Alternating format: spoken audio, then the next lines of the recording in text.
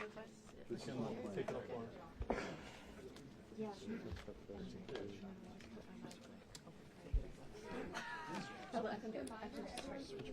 Just go right up the page. Just stop right there.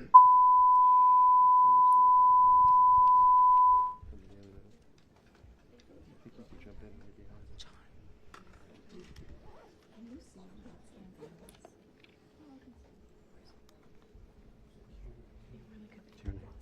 Let me just check the camera. Let me just go back. Just check that. Okay, thank you. What's your PDT?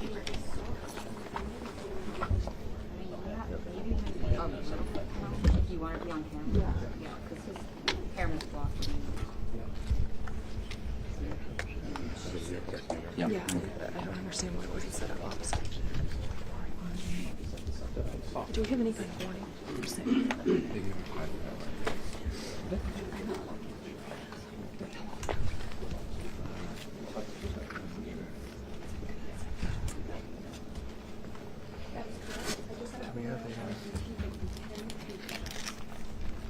No, take the shot. Okay. It's a minute.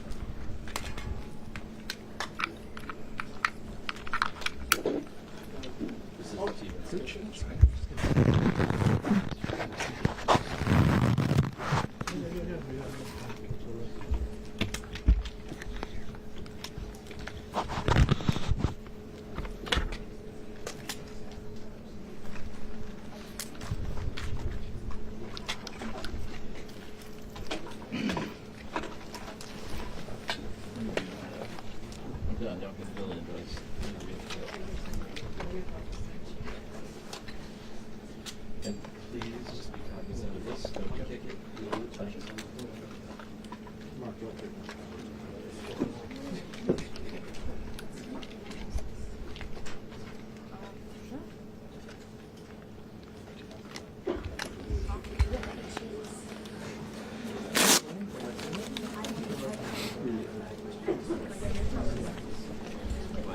Who's bad? No one said that. Okay. I think we're probably for.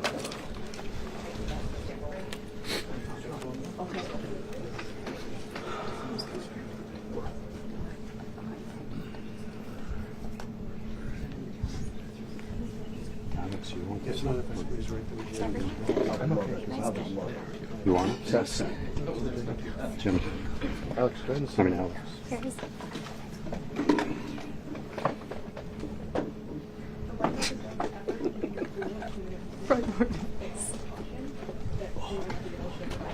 I should start doing yoga at the library. those squats. We need yoga. I love yogurt. Can you get on that? Can you get on that, Sid? Get that class going for us? Yeah, Peter, we have to add yoga at the library to the itinerary. Okay. Christine, your shot is Specifically outside on the lawn.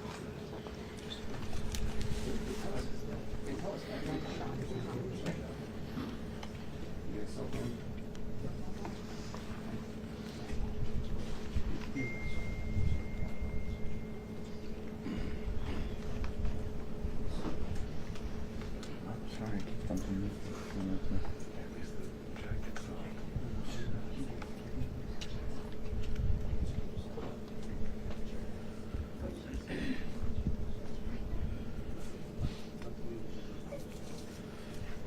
Euro. Yeah, I can see it on Fox back there.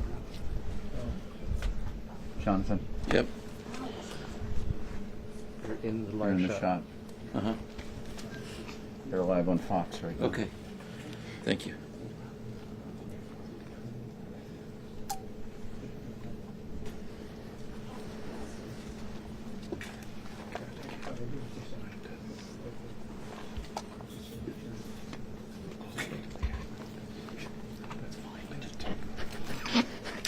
Don't start with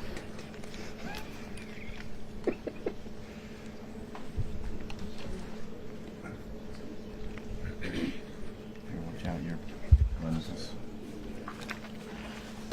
Let me get in there too. The lenses in it or? Yeah, it's in it. Thank you. Right now we're on a wide shot just because everyone's taking it live. Cheers. This is okay.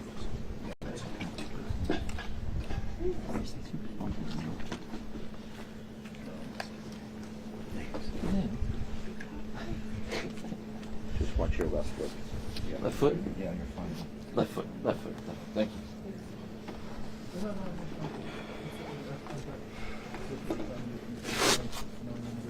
What's everybody doing?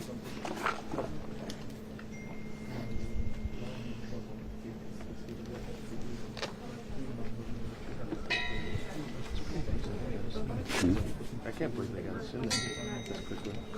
Yeah. The hotel took I know, here we're such and a- we're there's all no set up. expecting I thought this was gonna take hours. Wedge. Wedge. Wedge. Do you know what you're doing? Do you know what you're doing? Sir, sir. If you could Do you know what you're just doing? take a half step back. Those are really wide angle lenses, and you'll, if the two of you move forward, you'll be in the shot as the ma'am in the white also.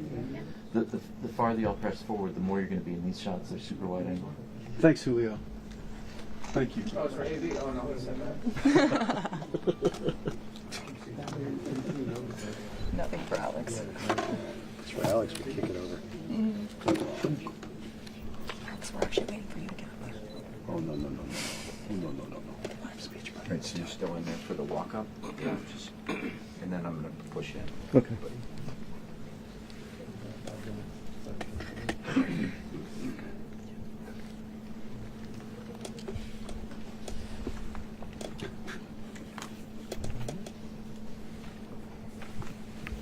Test image. So handheld camera. Test image. Test image. 24 to 70. So, you're fine.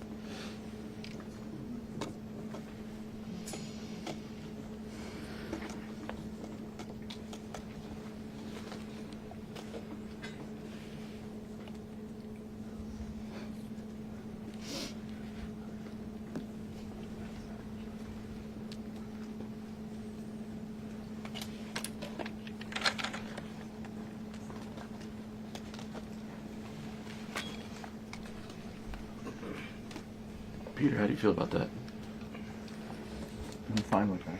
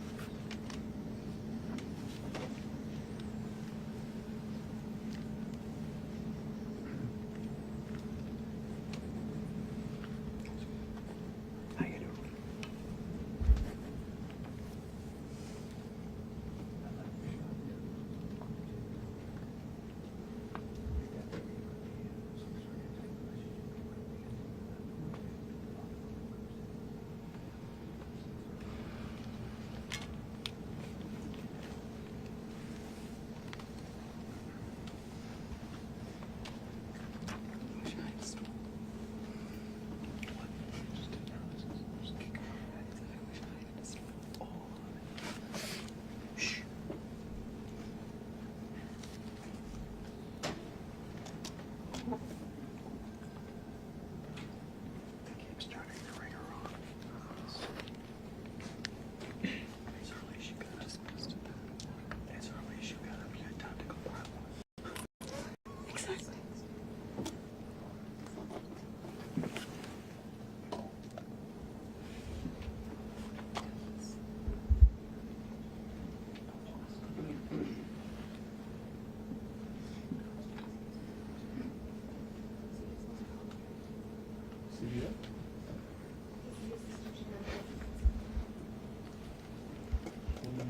Mic check. Comes with you.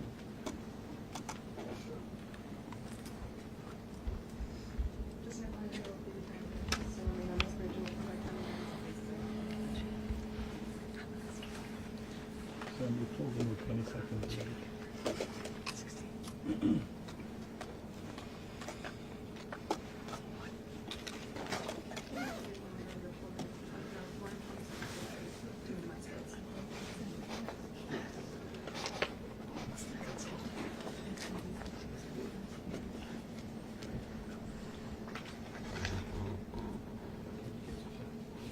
Sure. The lines are on a 20-second delay. Otherwise, it hits the pavement.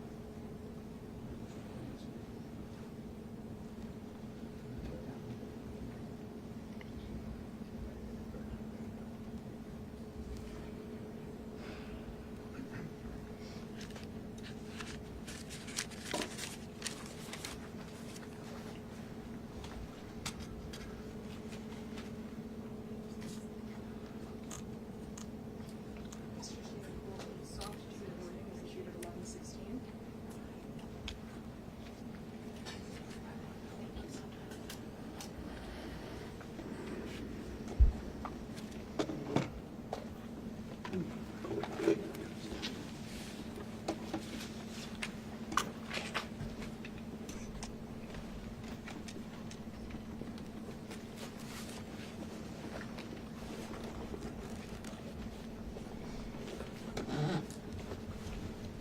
The soft tree warning is issued at 11:16.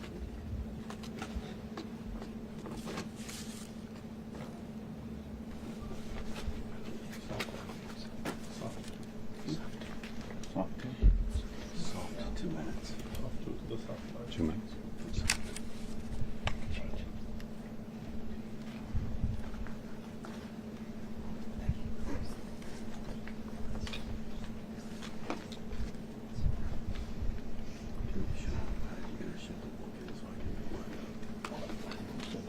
Make sure you do something with the strap. Okay. Probably left a little higher so I can get over here. That'd be great. Thank you.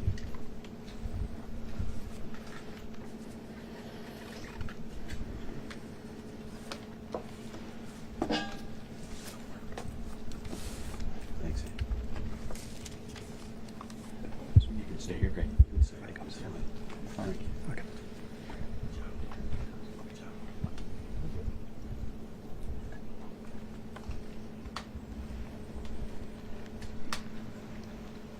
Sir, sir. Can you pull that rope back? Thank you. No. He said, do you want us to move the camera? Jesus Christ.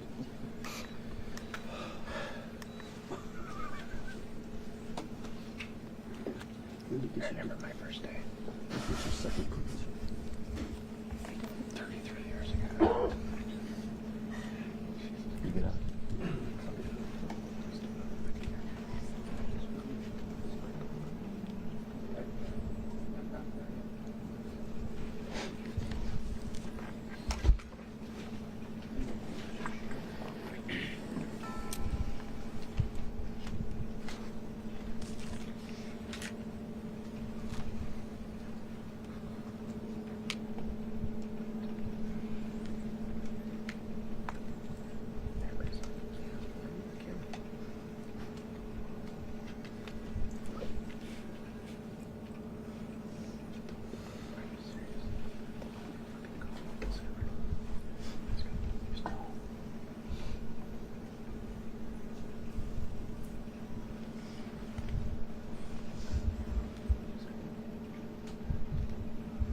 Sir.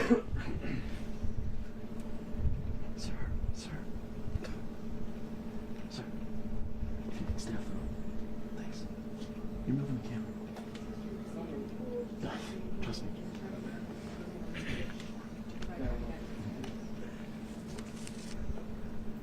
Thanks, Julio. And it's primarily an issue for the walkout.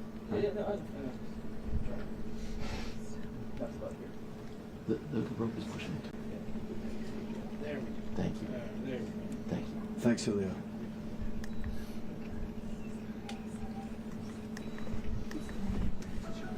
Yeah.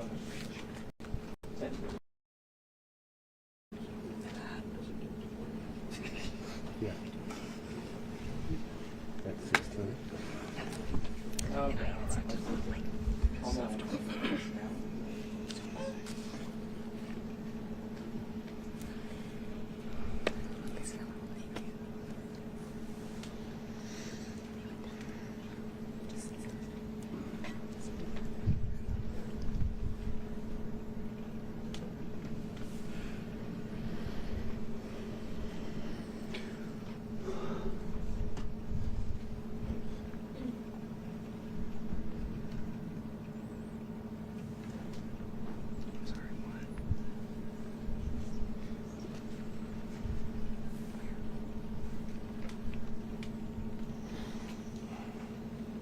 In a country that has been accused of sending drugs by the tons into the United States, but has never attacked our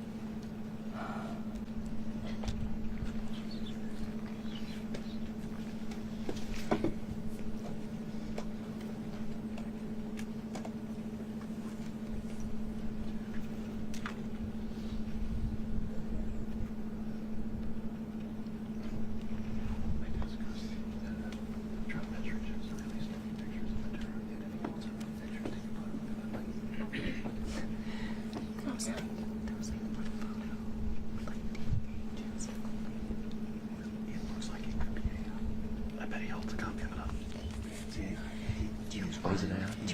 Is it AI? Just so you guys know, those mics are hot.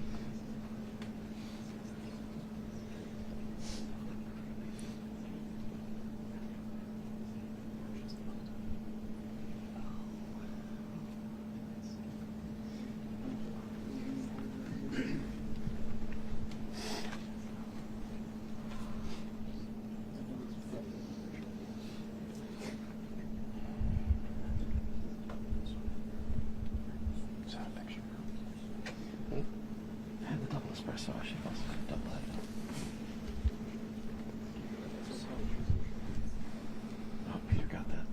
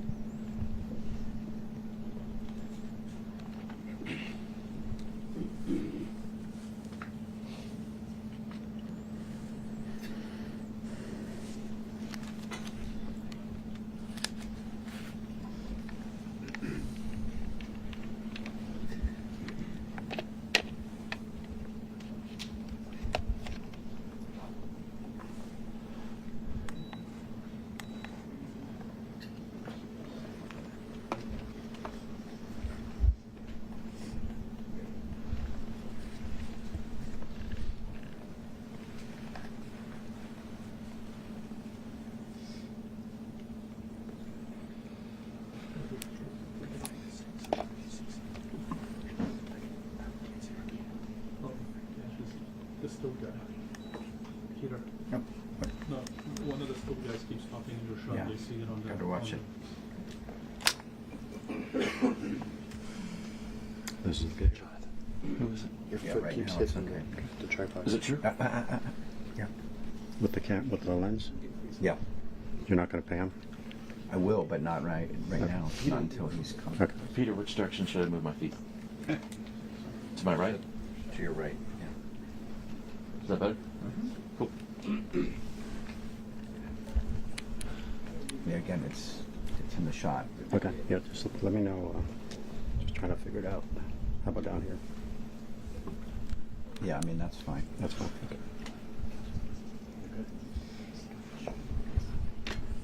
Like that's okay? Yeah.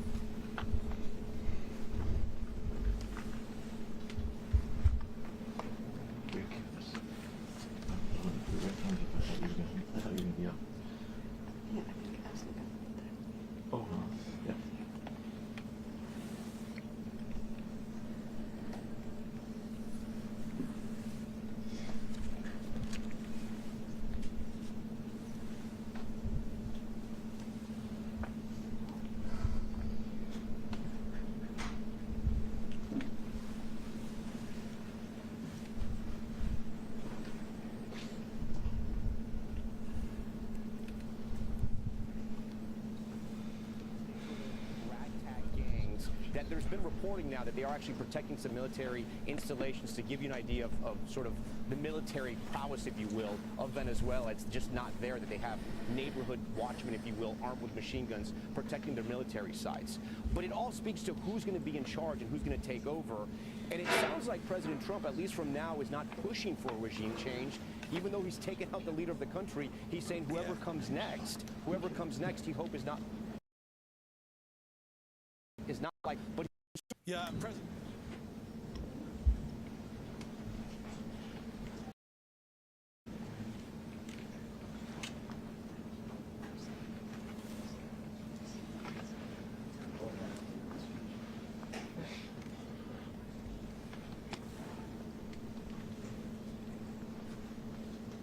This is your standard full of there's still no updated timing of this, but hopefully soon. I will update this paper and every time it is. Like, what is he wearing? Sweatpants. No, but like a tracksuit. Oh, he's wearing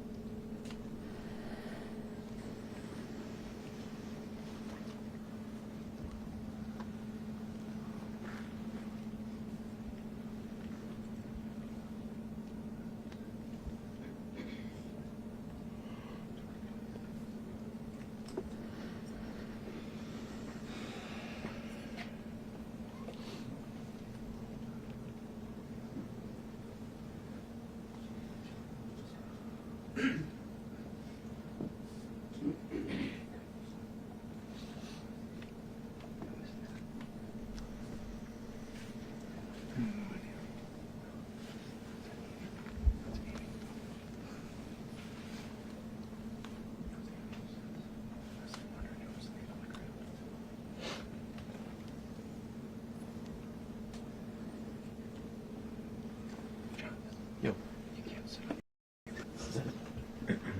Hi. What's that? Can you stand your back for the walk-in so we can actually see the floor? All I do is a bald head. Can you be 6'2"? No. If I'm on my butt, I can't see over their heads. You have a remote. Sam, look up. Let's see over whose head. You mean Tierney?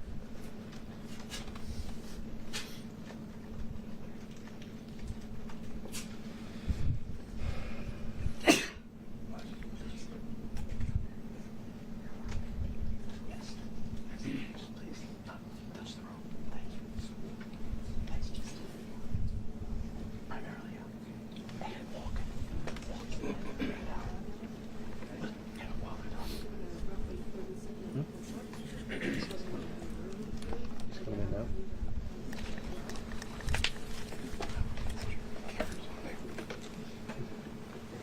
I'll let you know, Peter. Yeah.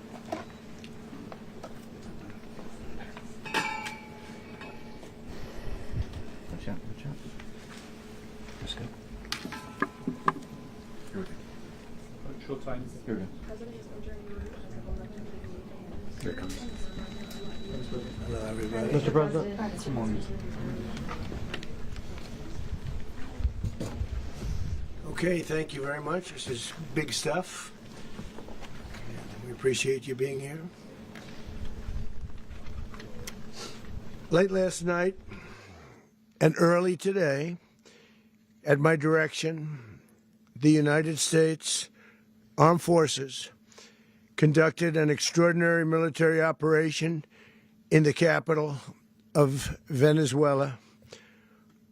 Overwhelming American military power, air, land, and sea, was used to launch a spectacular assault. And it was an assault like people have not seen since World War II. It was a force against a heavily fortified military fortress in the heart of Caracas to bring outlaw dictator Nicolas Maduro to justice. This was one of the most stunning, effective, and powerful displays of American military might and competence in American history. And if you think about it, we've done some other good ones, like the attack on Soleimani, the attack on al-Baghdadi, and the obliteration and decimation of the Iran nuclear sites just recently in an operation known as Midnight Hammer, all perfectly executed and done. No nation in the world could achieve what America achieved yesterday, or frankly in just a short period of time. All Venezuelan military capacities were rendered powerless as the men and women of our military, working with U.S. law enforcement, successfully captured Maduro in the dead of night. It was dark. The lights of Caracas were largely turned off due to a certain expertise that we have. It was dark and it was deadly. But captured along with his wife, Celia Flores, both of whom now face American justice. Maduro and Flores have been indicted in the Southern District of New York, it's Jay Clayton, for their campaign of deadly narco-terrorism against the United States and its citizens. I want to thank the men and women of our military who achieved such an extraordinary success overnight with breathtaking speed, power, precision, and competence. You rarely see anything like it. You've seen some raids in this country that didn't go so well. They were an embarrassment. If you look back to Afghanistan, or if you look back to the Jimmy Carter days, they were different days. We're a respected country again, like never before. These highly trained warriors, operating in collaboration with U.S. law enforcement, caught them in a very ready position. They were waiting for us. They knew we had many ships out in the sea, just sort of waiting. They knew we were coming. So they were in a ready, what's called a ready position, but they were completely overwhelmed and very quickly incapacitated. If you would have seen what I saw last night, you would have been very impressed. I'm not sure that you'll ever get to see it, but it was an incredible thing to see. Not a single American service member was killed, and not a single piece of American equipment was lost. We had many helicopters, many planes, many people involved in that fight. But think of that, not one piece of military equipment was lost, not one service member was, more importantly, killed. The United States military is the strongest and most fearsome military on the planet by far. With capabilities and skills our enemies can scarcely begin to imagine. We have the best equipment anywhere in the world. There's no equipment like what we have. And you see that even if you just look at the boats. You know, we've knocked out 97% of the drugs coming in by sea. 90%. Each boat kills on average, 25,000 people. We knocked out 97%. And those drugs mostly come from a place called Venezuela. We're going to run the country until such time as we can do a safe, proper, and judicious transition. So we don't want to be involved with having somebody else get in, and we have the same situation that we had for the last long period of years. So we are going to run the country until such time as we can do a safe, proper, and judicious transition. And it has to be judicious because that's what we're all about. We want peace, liberty, and justice for the great people of Venezuela, and that includes many from Venezuela that are now living in the United States and want to go back to their country. It's their homeland. We can't take a chance that somebody else takes over Venezuela that doesn't have the good of the Venezuelan people in mind. We've had decades of that. We're not going to let that happen. We're there now, and what people don't understand, but they understand as I say this, we're there now, but we're going to stay until such time as the proper transition can take place. So we're going to stay until such time as we're going to run it, essentially, until such time as a proper transition can take place. As everyone knows, the oil business in Venezuela has been a bust, a total bust, for a long period of time. They were pumping almost nothing by comparison to what they could have been pumping and what could have taken place. We're going to have our very large United States oil companies, the biggest anywhere in the world, go in, spend billions of dollars, fix the badly broken infrastructure, the oil infrastructure, and start making money for the country. And we are ready to stage a second and much larger attack if we need to do so. So we were prepared to do a second wave if we needed to do so. We actually assumed that a second wave would be necessary, but now it's probably not. The first wave, if you'd like to call it that, the first attack was so successful, we probably don't have to do a second, but we're prepared to do a second wave, a much bigger wave, actually. This was pinpoint, but we have a much bigger wave that probably won't have to do.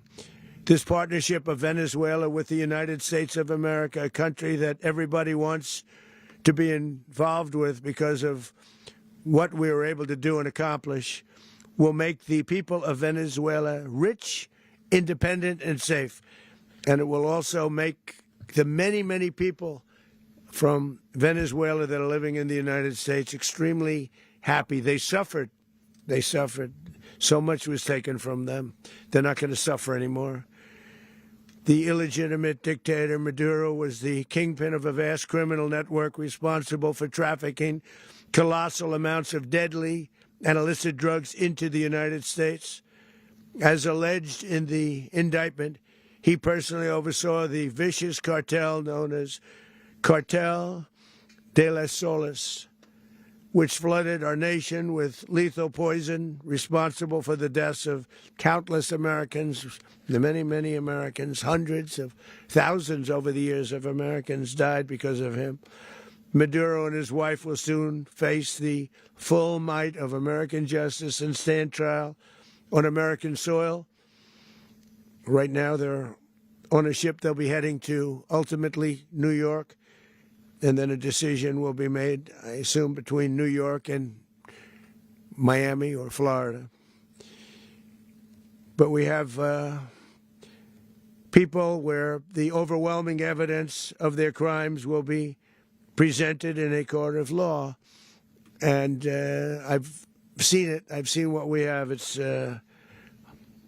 both horrible and breathtaking that something like this could have been allowed to take place. For many years after his term as president of Venezuela expired, Maduro remained in power and waged a ceaseless campaign of violence, terror, and subversion against the United States of America, threatening not only our people, but the stability of the entire region. And you all saw it. In addition to trafficking gigantic amounts of illegal drugs that inflicted untold suffering and human destruction all over the country, all over, in particular, the United States, Maduro sent savage and murderous gangs, including the bloodthirsty prison gang Tren de Aragua, to terrorize American communities nationwide. And he did indeed. They were in Colorado. They took over apartment complexes. They cut the fingers off people if they called police. They were brutal. But they're not so brutal now. And I just have to congratulate our military, Pete and everybody, and our National Guard, because the job that they've done, whether it's in Washington, D.C., where we have a totally safe city, where it was one of the most unsafe cities anywhere in the world, frankly, and now we have no crime in Washington, D.C.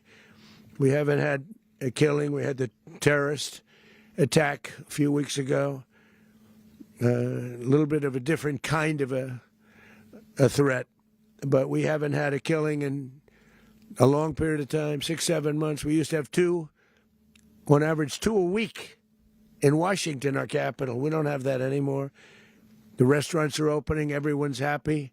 They're walking their daughters. They're walking their children, their wives. They walk to restaurants. Restaurants are opening all over Washington, D.C. So I want to thank the National Guard. I want to thank our military. And I want to thank law enforcement. It's been amazing. And they should do it with more cities. We're doing it, as you know, and we're doing it in Memphis, Tennessee right now, and crime is down. We've just sort of started a few weeks ago, but crime is down now 77%. And the governor of Louisiana called, great person, and he wanted us to help him, as you know, in a certain very nice part of Louisiana. And we have done that. And it was a rough section, and we have crime down. I understand it's down to almost nothing already after 2.5 weeks. New Orleans, it's down to almost nothing, and we've only been there for 2.5 weeks. Can't imagine why governors wouldn't want us to help. We also helped, as you know, in Chicago, and crime went down a little bit there. We did a very small help because we had no working ability with the governor. The governor was a disaster, and the mayor was a disaster, but it knocked down crime. But we're pulling out of there when they need us. We'll know. You'll know. You'll be writing about it. And likewise, Los Angeles, where we saved Los Angeles early on, where the head of the police department made a statement that if the federal government didn't come in, we would have lost Los Angeles. That's long after the fires. That's when they had the riots in Los Angeles. We did a great job. Got no credit for it whatsoever, but that's okay. It doesn't matter. We don't need the credit. But we'll be pulling out when they need us. They'll call, or we'll go back if we have to. We'll go back. But we did a great job in various cities.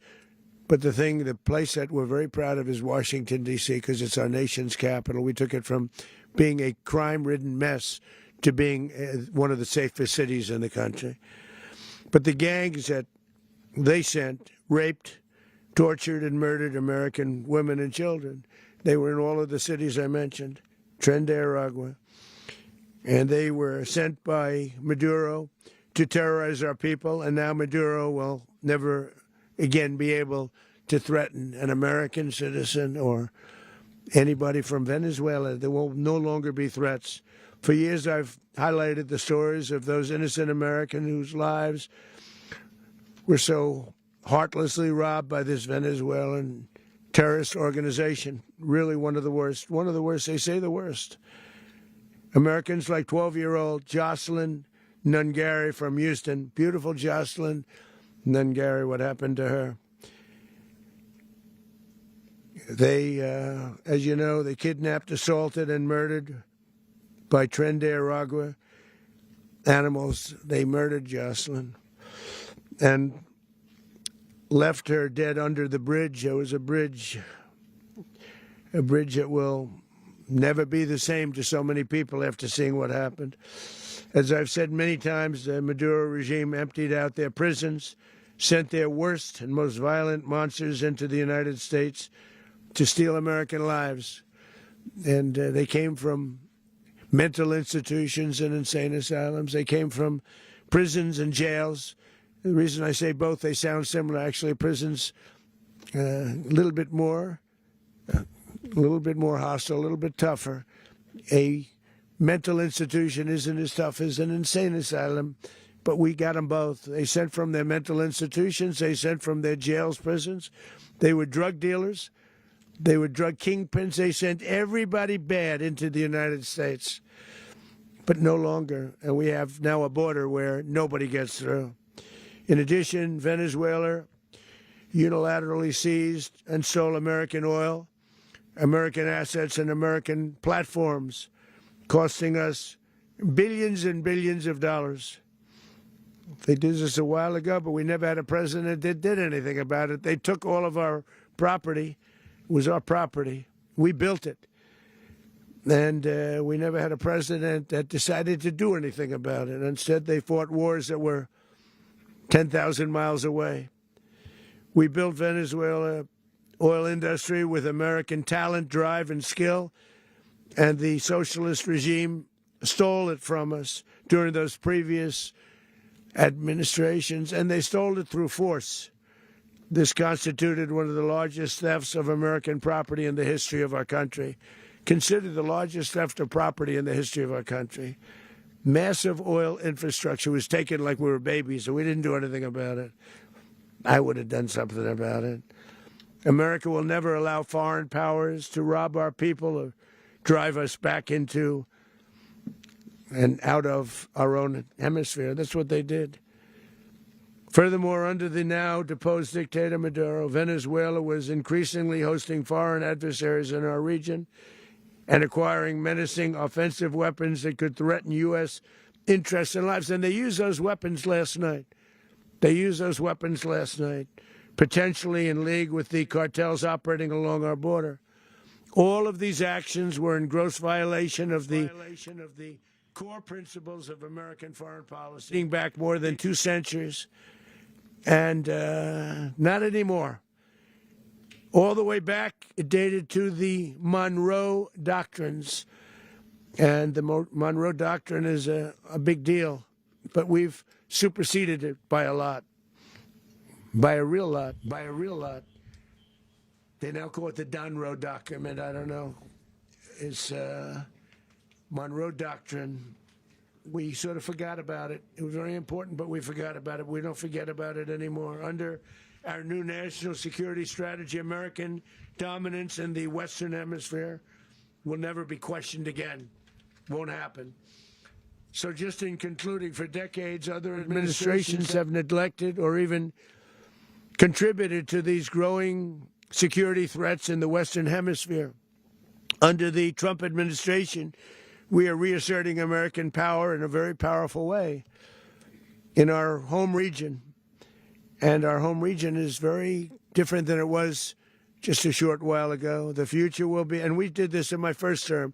We had great dominance in my first term, and we have far greater dominance right now. Everyone's coming back to us. The future will be determined by the ability to protect commerce and territory and resources that are core to national security. These are core to our national security. Just like tariffs are, they've made our country rich, and they've made our national security strong, stronger than ever before.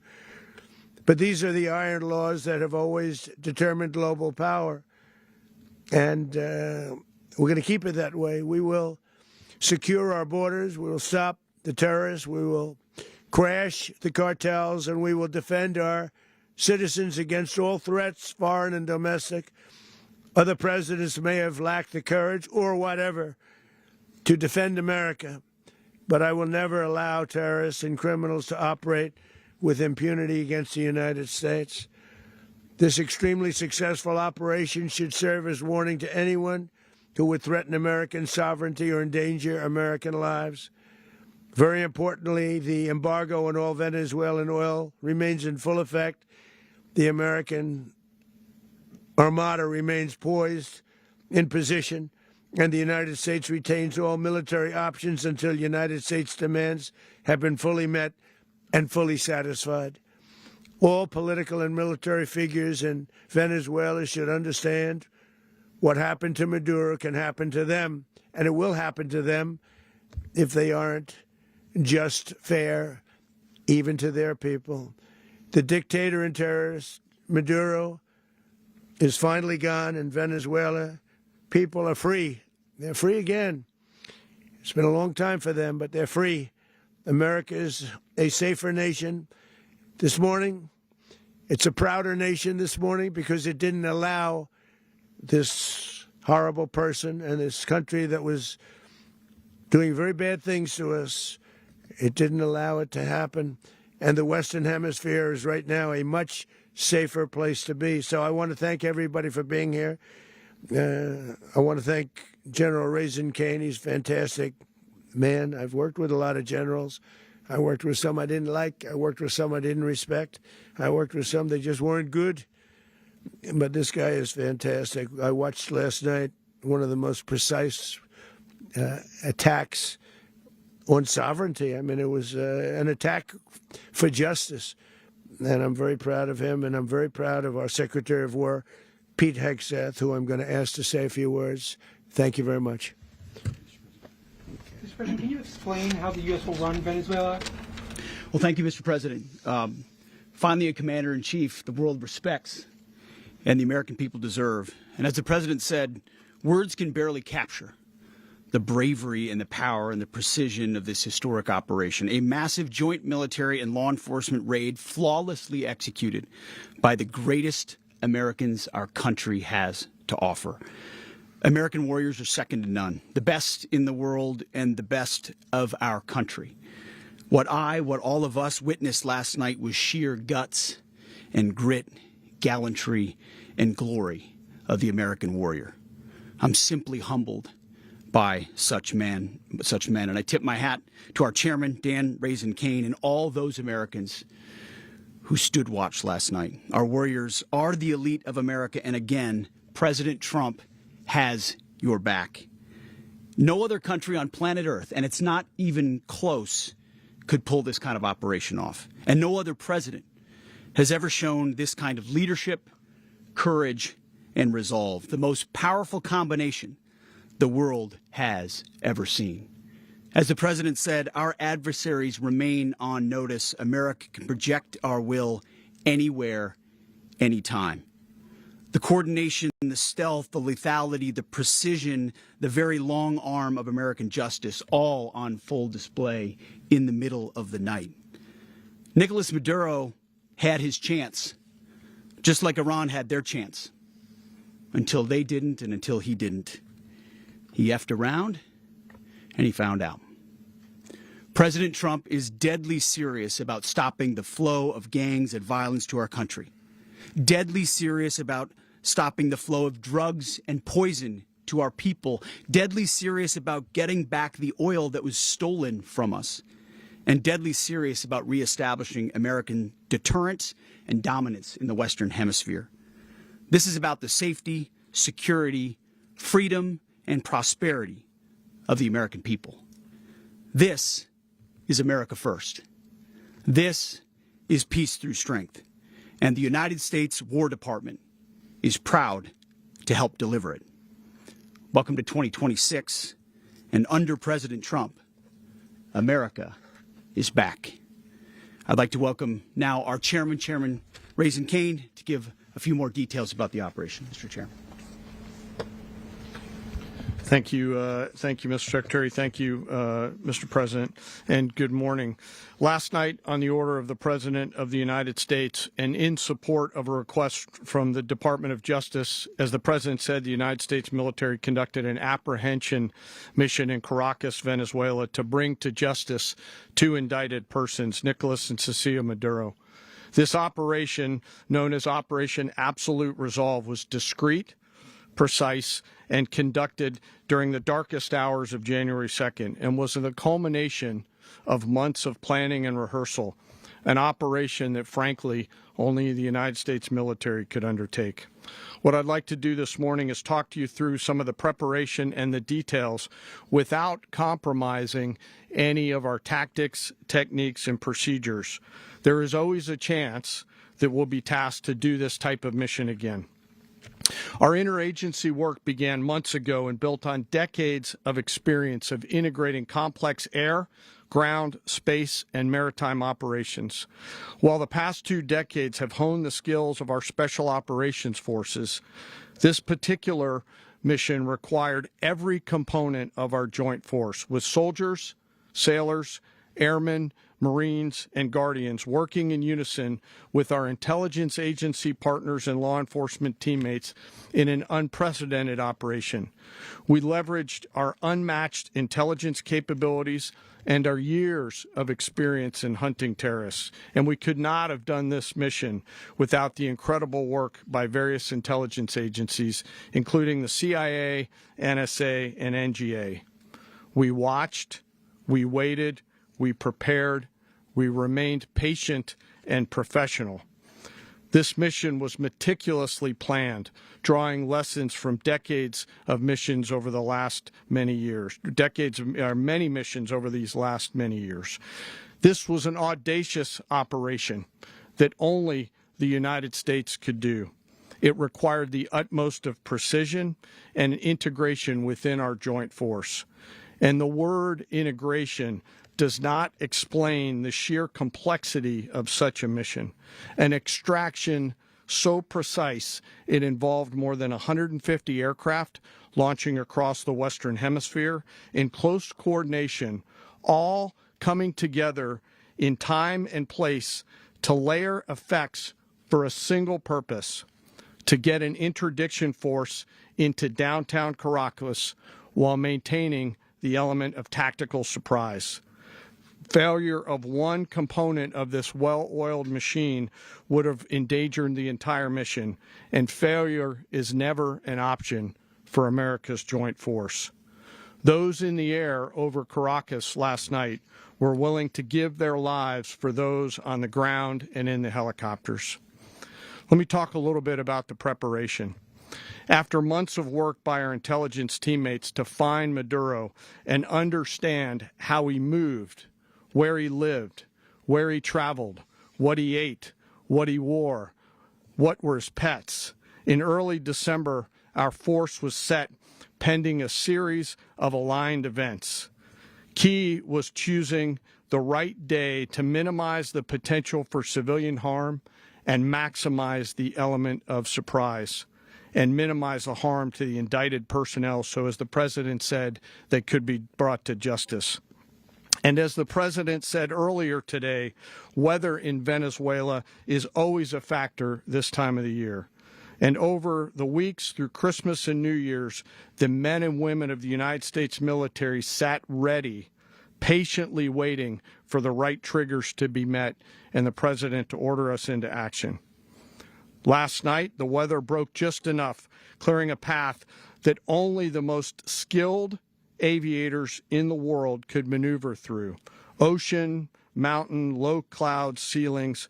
But when tasked with a mission, this organization does not quit. At 10:46 p.m. Eastern Time last night, the President ordered the United States military to move forward with this mission. He said to us, and we appreciate it, Mr. President, good luck and Godspeed. And those words were transmitted to the entire joint force. Over the course of the night, aircraft began launching from 20 different bases on land and sea across the Western Hemisphere. In total, more than 150 aircraft, bombers, fighters, intelligence, reconnaissance, surveillance, rotary wing were in the air last night.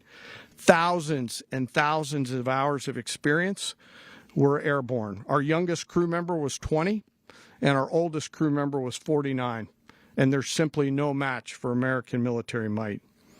As the night began, the helicopters took off with the extraction force, which included law enforcement officers, and began their flight into Venezuela at 100 feet above the water.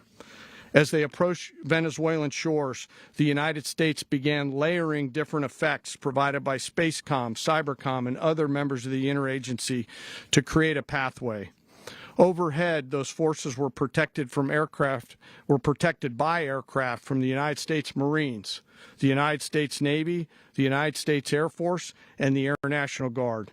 The force included F-22s, F-35s, F-18s, EA-18s, E-2s, B-1 bombers, and other support aircraft, as well as numerous remotely piloted drones. As the force began to approach Caracas, the Joint Air Component began dismantling and disabling the air defense systems in Venezuela, employing weapons to ensure the safe passage of the helicopters into the target area. The goal of our air component was, and always will be to protect the helicopters and the ground force and get them to the target and get them home. As the force crossed the last point of high terrain where they'd been hiding in the clutter, we assessed that we had maintained totally the element of surprise. As the helicopter force ingressed towards the objective at low level, we arrived at Maduro's compound at 1:01 a.m. Eastern Standard Time, or 2:01 a.m. Caracas local time, and the apprehension force descended into Maduro's compound and moved with speed, precision, and discipline towards their objective, and isolated the area to ensure the safety and security of the ground force while apprehending the indicted persons. On arrival into the target area, the helicopters came under fire, and they replied with that fire with overwhelming force in self-defense. One of our aircraft was hit but remained flyable, and as the President said earlier today, all of our aircraft came home, and that aircraft remained flyable during the rest of the mission. As the operation unfolded at the compound, our air and ground intelligence teams provided real-time updates to the ground force, ensuring those forces could safely navigate the complex environment without unnecessary risk. The force remained protected by overhead tactical aviation. Maduro and his wife, both indicted, gave up and were taken into custody by the Department of Justice, assisted by our incredible U.S. military with professionalism and precision, with no loss of U.S. life. After securing the indicted persons, the force began to prep for departure. Helicopters were called in to exfiltrate the extraction force, while fighter aircraft and remotely piloted aircraft provided overhead coverage and suppressive fire. There were multiple self-defense engagements as the force began to withdraw out of Venezuela. The force successfully exfiltrated and returned to their afloat launch bases, and the force was over the water at 3:29 a.m. Eastern Standard Time with indicted persons on board. And both Maduro and his wife were embarked aboard the USS Iwo Jima. In closing, what we've witnessed today is a powerful demonstration of America's joint force.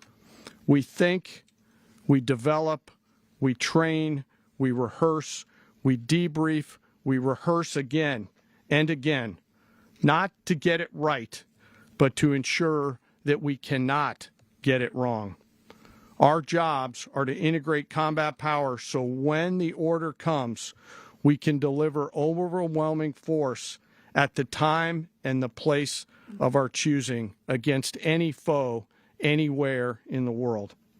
I am immensely proud today of our joint force and filled with gratitude to represent them here today. There is simply no mission too difficult for these incredible professionals and the families that stand by them and support them. As we stand here this morning, our forces remain in the region at a high state of readiness, prepared to project power, defend themselves, and our interests in the region. This operation is a testament to the dedication and unwavering commitment to justice and our resolve to hold accountable those who threaten peace and stability. In closing, I want to express my heartfelt gratitude to the brave men and women who executed this mission. Their courage and tireless commitment to our nation are what makes us strong. Thank you, Mr. Secretary, and thank you, Mr. President. Well, I don't have much to add to what you've heard now, other than the following points. Nicolas Maduro was indicted in 2020 in the United States. He is not the legitimate president of Venezuela. That's not just us saying it. The first Trump administration, the Biden administration, the second Trump administration, none of those three recognized him. He's not recognized by the European Union and multiple countries around the world. He is a fugitive of American justice with a $50 million reward, which I guess we saved $50 million. And make sure. Yeah, exactly. But don't let anybody claim it. Nobody deserves it but us. But I want to be clear about one thing. Nicolas Maduro had multiple opportunities to avoid this. He was provided multiple very, very, very generous offers and chose instead to act like a wild man, chose instead to play around. And the result is what we saw tonight. The other message here is the following. You have a guy, like many people around the world, they like to play games. You have a guy who decides he's going to invite Iran into his country, is going to, do the confiscation of American oil companies, is going to flood our country with gang members, is going to take Americans prisoner and try to hold them for hostage and trade them like he was able to do with the Biden administration. Basically likes to play games all this time and thinks nothing's going to happen. And I hope what people now understand is that we have a president. The 47th president of the United States is not a game player. When he tells you that he's going to do something, when tells you he's going to address a problem, he means it. He actions it. I can tell you, I've watched this process now for 14, 15 years, been around it. Everybody talks. I'm going to do this. I'm going to do that. When I get there, we're going to do this. We're going to take. This is a president of action. Like, I don't understand yet how they haven't figured this out. And now, if you don't know, now you know. Because this is the way it's going to play out. And I think people need to understand that this is not a president that just talks and does letters and press conferences. And, if he says he's serious about something, he means it. And this is something that was a direct threat to the national interest of the United States, and the president addressed it. This is a president of peace, by the way. I told you what I just said earlier. This guy had multiple opportunities to find his way somewhere else and figure out another. He could have been living somewhere else right now very happy, but instead he wanted to play big boy. And so now, he's got other sets of problems on his hands. And but I think that the message here should be for the world. Look, the president doesn't go out looking for people to pick fights with. He's not generally wants to get along with everybody. We'll talk and meet with anybody, but don't play games. Don't play games with this president's in office, because it's not going to turn out well. And so I hope that, I guess that lesson was learned last night, and we hope it'll be instructive moving forward. Is that a message for Cuba? Mr. President. Mr. President. Mr. President. Mr. President. You said that the U.S. is going to run Venezuela. So who's in power right now? Well, we're going to be running it with a group, and we're going to make sure it's run properly. We're going to rebuild the oil infrastructure, which will cost billions of dollars. It'll be paid for by the oil companies directly. They will be reimbursed for what they're doing, but that's going to be paid. And we're going to get the oil flowing the way it should be. As you know, it was just a minor flow. It was actually a minor flow. But we're going to run it properly, and we're going to make sure the people of Venezuela are taken care of. We're going to make sure the people that were forced out of Venezuela by this thug are also taken care of. Mr. President, does the U.S. running the country mean that U.S. troops will be on the ground? How will that work? Well, they always say boots on the ground. So we're not afraid of boots on the ground if we have to have. We had boots on the ground last night at a very high level, actually. We're not afraid of it. We don't mind saying it, but we're going to make sure that that country is run properly. We're not doing this in vain. This is a very dangerous attack. This is an attack that could have gone very, very badly. Could have gone very badly. We could have lost a lot of people last night. We could have lost a lot of dignity. We could have lost a lot of equipment. The equipment is less important, but we could have lost a lot. And we're going to make sure that this is proper We're there now. We're ready to go again if we have to. We're going to run the country right. It's going to be run very judiciously, very fairly. It's going to make a lot of money. We're going to give money to the people. We're going to reimburse people that were taken advantage of. We're going to take care of everybody. It's very important. We couldn't let them get away with it. You know, they stole our oil. We built that whole industry there, and they just took it over like we were nothing. And we had a president that decided not to do anything about it. So we did something about it. We're late, but we did something about it. Yeah, please. Mr. President, can you explain the exact mechanism by which you're going to run the country? Are you going to designate a U.S. official to coordinate? Yes, it's all being done right now. We're designating people. We're talking to people. We're designating various people, and we're going to let you know who those people are. What's the group you mentioned that would run Venezuela? Well, it's largely going to be, for a period of time, the people that are standing right behind me. We're going to be running it. We're going to be bringing it back. It's a dead, I talk about a dead country. A year and a half ago, we were a dead country. Now we're the hottest country anywhere in the world. We're a country doing better than any country anywhere in the world. And it required leadership. Venezuela has a lot of bad people in there, a lot of bad people that shouldn't be leading. We're not going to take a chance that one of those people take over for Maduro. So you can look at, and others, we have fantastic people, including people in the military. So we're going to have a group of people running it until such time as it can be put back on track, make a lot of money for the people, and give people a great way of life, and also reimbursement for people in our country that were forced out of Venezuela. Rubio would be...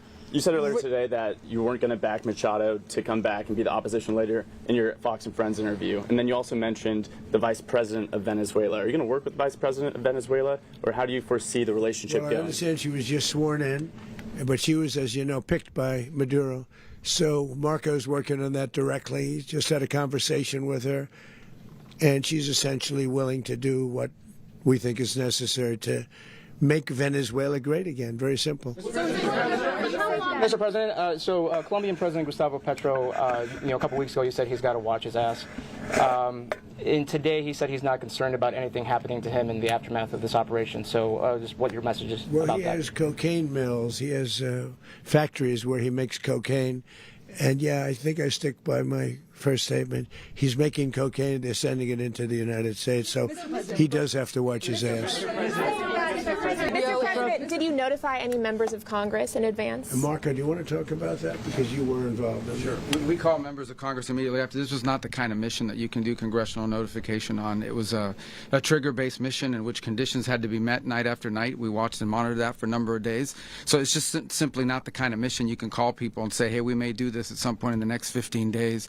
But it's largely a law enforcement function. Remember, at the end of the day, at its core, this was an arrest of 2 indicted fugitives of American justice, and the Department of War supported the Department of Justice in that job. Now, there are broader policy implications here, but it's just not the kind of mission that you can pre-notify because it endangers the mission.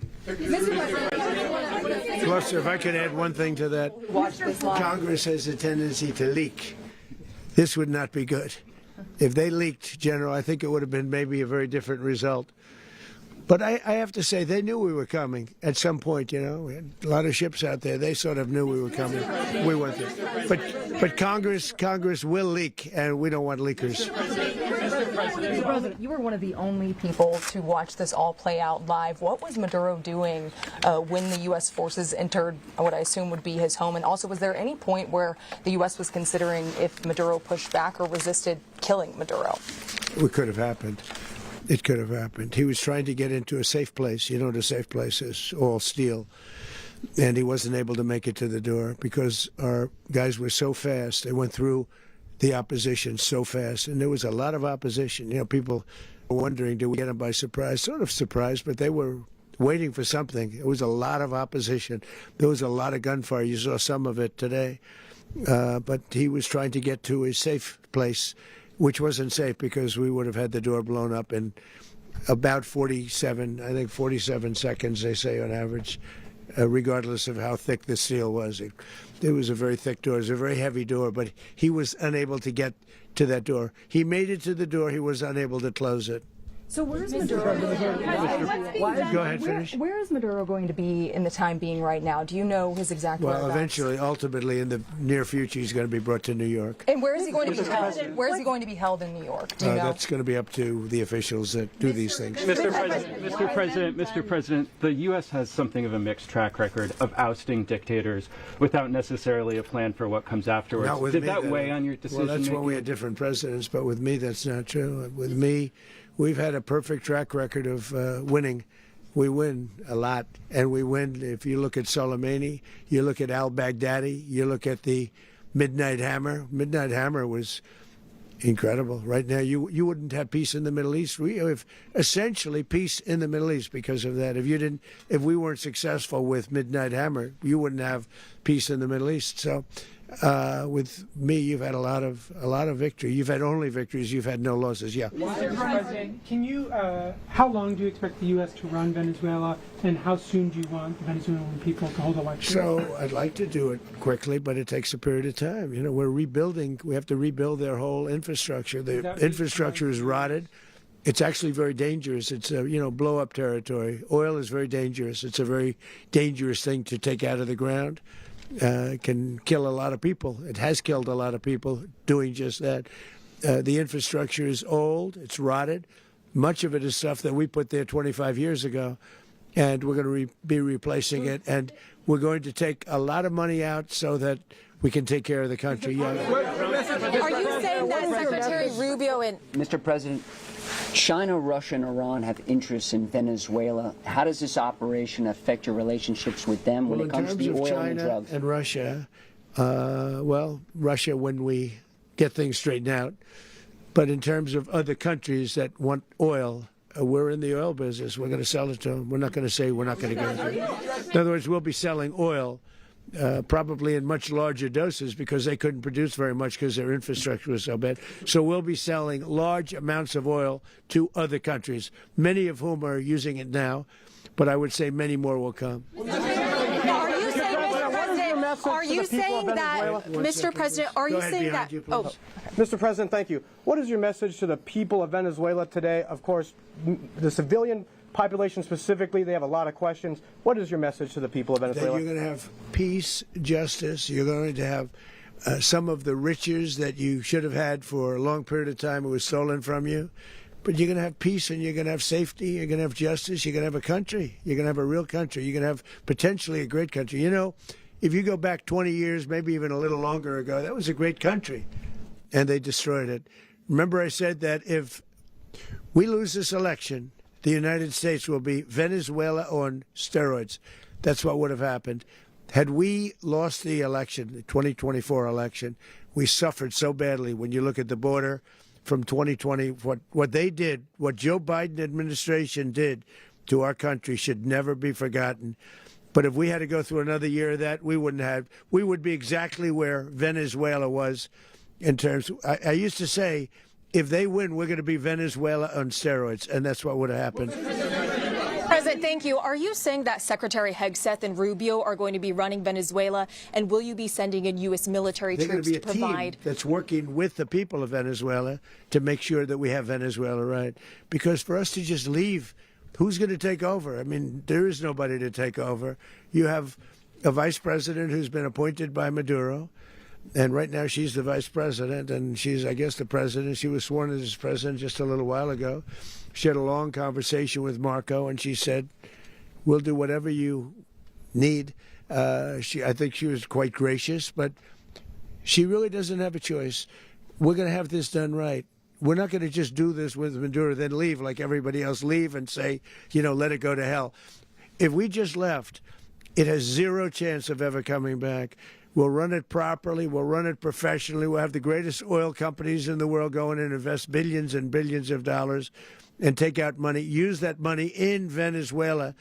And the biggest beneficiary are going to be the people of Venezuela. And also, I can't stress this strongly enough, the people that got thrown out of Venezuela, that are now in the United States, and frankly, some want to stay, and some probably want to go back. Yeah. What is being done to protect Americans in the country, and were any of the detained Americans Well, right now they're arrested very last week? protected because nobody's going to mess with us. They're very protected. The people of, and we let them know that you better not touch one of them. Are you concerned that bad elements of the Maduro regime will remain in place?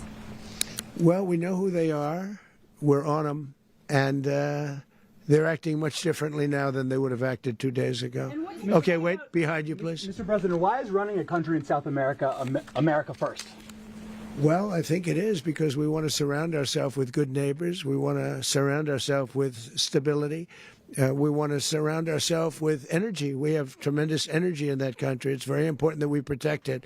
We need that for ourselves. We need that for the world. And we want to make sure we can protect it. Yes, sir. Please, go ahead. Yeah, is there a message here for Cuba and Diaz-Canel? Well, Cuba is an interesting case. Cuba is, not doing very well right now. That system has not been a very good one for Cuba. The people there have suffered for many, many years. And I think Cuba is going to be something we'll end up talking about because Cuba is a failing nation right now, very badly failing nation. And we want to help the people. It's very similar in the sense that we want to help the people in Cuba, but we want to also help the people that were forced out of Cuba and living in this country. Do you want to say something about that, Marco, please? Well, I mean, I just gave you a statement a few minutes ago about, when the president speaks, you should take him seriously. So suffice it to say, Cuba is a disaster. It's run by incompetent, senile men, and in some cases, not senile, but incompetent nonetheless. It has no economy. It's in total collapse. And by the way, they were, all of the guards that helped protect Maduro, this is well known, their whole spy agency, all that were full of Cubans. I mean, it's amazing. This poor island took over Venezuela in some cases. One of the biggest problems the Venezuelans have is they have to declare independence from Cuba. They tried to basically colonize it from a security standpoint. So, yeah, look, if I lived in Havana and I was in the government, I'd be concerned, at least a little bit. Cutting off the oil flow to Cuba from Venezuela? Well, the president already announced a week ago that anything that's sanctioned, it's sanctioned oil, it's not going to be allowed to get there. So that's a pre-existing. Mr. President.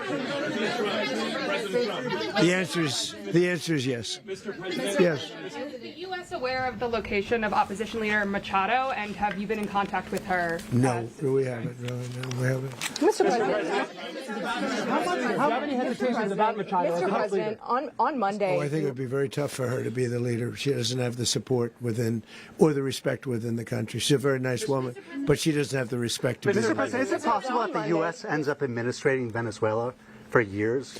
Well, it won't cost us anything because the money coming out of the ground is very substantial. So it's not going to cost us anything. We will.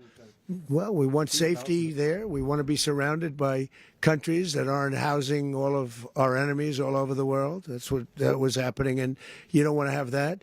But we're going to be rebuilding, and we're not spending money. The oil companies are going to go in. They're going to spend money. We're going to take back the oil that, frankly, we should have taken back a long time ago.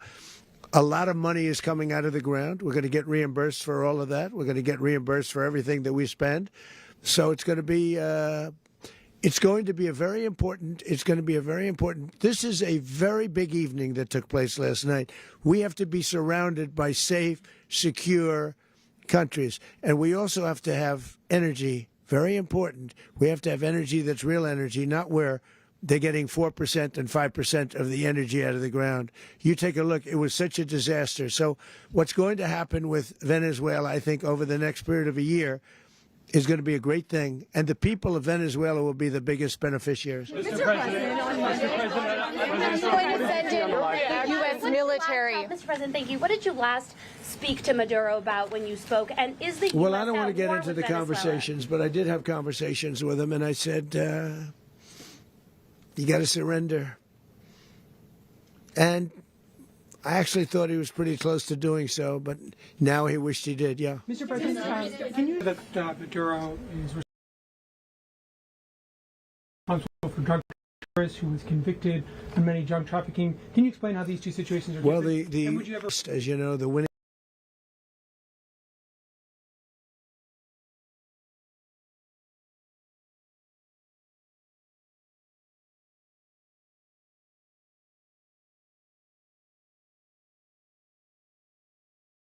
president, like the Biden administration treated a man named Trump. That didn't work out too well for them. This was a man who was persecuted very unfairly. He was the head of the country. He was persecuted very unfairly. And there are a number of them. And we felt that it was a very unfair situation that happened to him. He's also a party member of the man who won. So obviously the people liked what I did. And one of the reasons that was done is because of the fact that the party in power felt very strongly that that man was treated very badly. I studied it very quickly, and then I studied it in great detail. I went to a lot of the people standing behind me, and they felt that that man was persecuted and treated very badly. That's why I gave him a pardon. You referenced boots on the ground earlier. Can you just sort of button this up? Do you envision the U.S. military having a presence in Venezuela as the U.S. runs that country? No, we're going to have a presence in Venezuela as it pertains to oil, because we have to have, we're sending our expertise in. So you may need something, not very much. But no, we're going to be taking out a tremendous amount of wealth out of the ground, and that wealth is going to the people of Venezuela and people from outside of Venezuela that used to be in Venezuela. And it goes also to the United States of America in the form of reimbursement for the damages caused us by that country. So I want to thank you all very much. Thank you. Do you have one? Yes, please. You were so nice before. I'm going to give you the final question. Go ahead. Thank you, Mr. Unless President. it's a bad question, in which case I'll go one word. It's about who? It's about Putin, if you want. About Putin? Well, that's always nice to talk about Putin. You had a phone call with him on Monday. Did he talk at all about Maduro? Did y'all talk about this? No, we didn't. We never spoke about Maduro. Are you mad at him right now? I mean, there's this I'm not intelligence. thrilled with Putin. I'm not thrilled with Putin. He's killing too many people. There was that I intelligence. thought that would be. So I settled 8 1/4 war. You know what the 1/4 was? Thailand and Cambodia. I did it again. They broke out, and I did it in about 5 hours, and I settled it. I'm giving myself 1/4, so I'm up to now 8 1/4. In other words, I settled the war, but then they broke out. They had a pretty bad breakout over the last 4 days. I got them to go back to peace. So I only give 1/4. I thought the easiest one would be, one of the easier ones would be Russia, Ukraine. It's not. And they both have done some pretty bad things. And look, that's Biden's war. That's not my war. But I want to stop the lives. Did you see where last month, 30,000, it was 27,000 the month before. 30,000, mostly soldiers, were killed this last month. 30,000. I want to stop that. You know, I got NATO to pay 5% instead of the 2% that they weren't paying. They weren't paying 2, now they pay 5. And we send them a lot of munitions. We send them a lot of things, missiles and various other things, a lot. And they pay. The United States is not losing money. We're probably making money on that. It's the last thing. I thought that would be something that would get solved.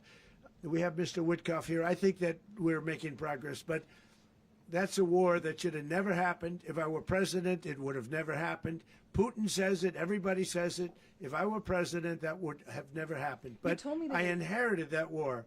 That was Joe Biden, Zelensky, and Putin. I came into the situation, and it's a mess. And I will say this. I watched an operation last night that was so precise, that was so brilliant. I mean, it was incredible.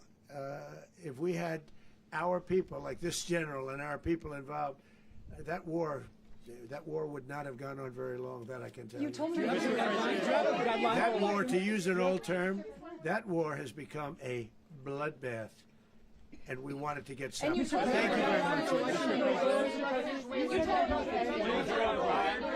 Are you concerned a rogue Venezuelan general can take over the country? Can you talk about your conversation with the vice president?